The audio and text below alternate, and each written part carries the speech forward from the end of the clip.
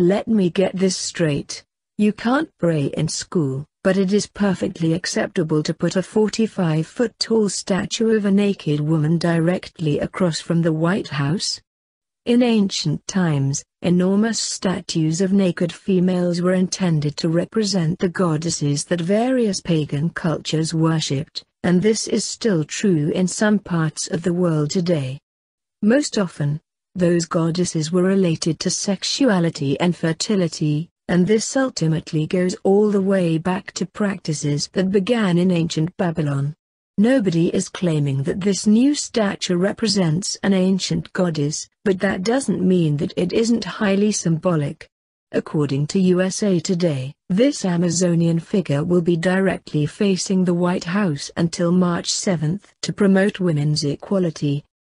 If you walk along the National Mall this November, you'll see the Smithsonian Museums, the Washington Monument, Capitol Hill, and, possibly, something else. A 45-foot-tall nude sculpture of a woman. The Amazonian figure would tower over the National Mall next to the Washington Monument, directly facing the White House until March 7 to promote women's equality. For some strange reason, the National Park Service decided to approve this project. The sculpture is known as Our Evolution, and it was created by an artist named Marco Cochran. It was originally displayed at the Burning Man Festival in 2015, and now it is coming to our capital city. Burning Man is America's largest occult festival, and you can check out an article that I previously authored about that annual spectacle in the Nevada desert right here. Our Evolution will debut in Washington, D.C., during an upcoming 3-day event known as Catharsis on the Mall. The sculpture is being brought to Washington, D.C., by the organizers of Catharsis on the Mall, an annual 3-day event that features 24-hour activities, music and an effigy burn. The theme of the event this year is Nurturing the Heart. This year's theme is in response to a lot of the social disconnect and politics going on in our community right now, said Sanam Imami, an activist and community organizer.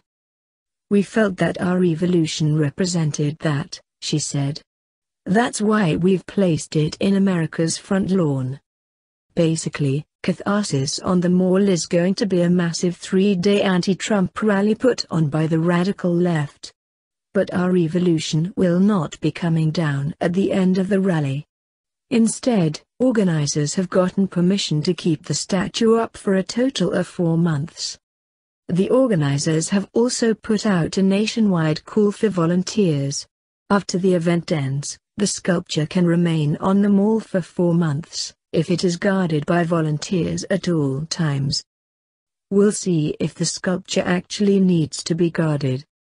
My guess is that after a little uproar at the very beginning, nobody will really care that it is there. In America today, just about anything goes, and that even includes desecrating the national anthem and the American flag. According to a new Rasmussen survey, only about a third of all Americans say that they plan to watch less football because of the disrespect that the league and its players have shown to the national anthem and to the flag.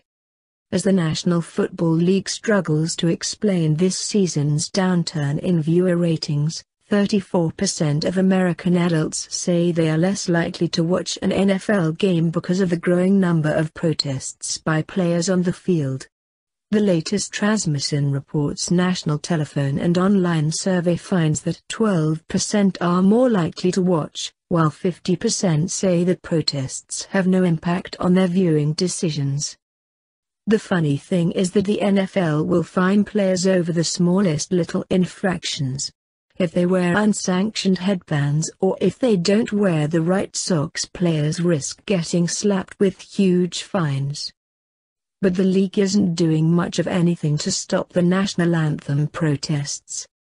And where are the Republicans in Congress on this matter? They should be screaming bloody murder over this, but just about the only one that is speaking out publicly is President Trump. Yes, There are still a few good members of Congress that are trying to do the right thing, but overall most of them are spineless jellyfish that have been compromising for so long that they don't really stand for anything anymore. It is time for a new generation of leadership that is willing to stand up against the forces of political correctness, and the weak need professional politicians that are not leading us right now who've got to go.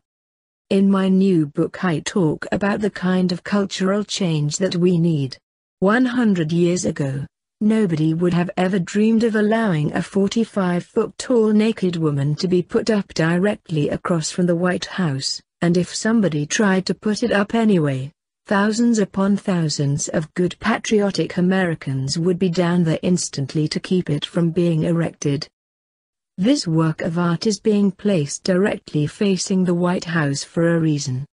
It is meant to be a challenge and an insult to President Trump. Basically this is the equivalent of an obscene gesture by the left. But Americans have become so desensitized to obscenity that most of us will not even care. And what is next? Shall we flood the streets of DC with raw sewage and call it art? Actually, I think that would somehow be quite appropriate, because at this point our federal government definitely resembles an overflowing toilet.